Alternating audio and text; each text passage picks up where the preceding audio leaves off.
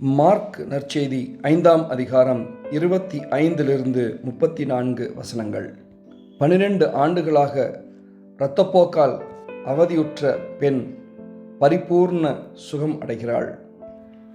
அந்த பெண் வாழ்ந்து வந்த சமுதாயம், உற்றார் உறவினர்கள் எல்லோரும் அவள் ஒரு தீட்டு என்று விலக்கி வைக்கிறார்கள்.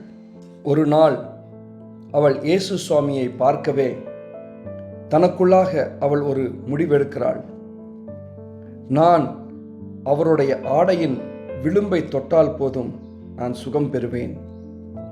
அந்த நாள், அந்த நொடி, அந்த பெண் யாரையும் பார்க்கவில்லை, யாரை குறித்தும் அவள் கவலைப்படவில்லை.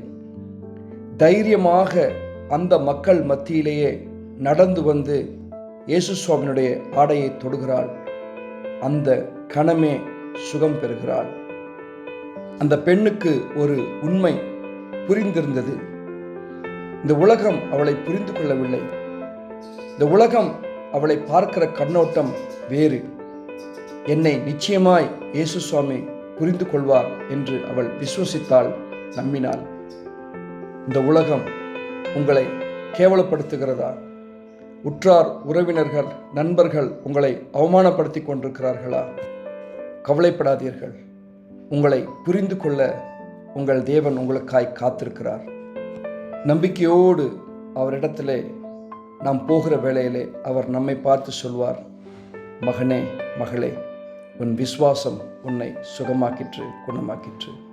அற்புதம் காண்போம். ஹல்லேலூயா. ஆமேன்.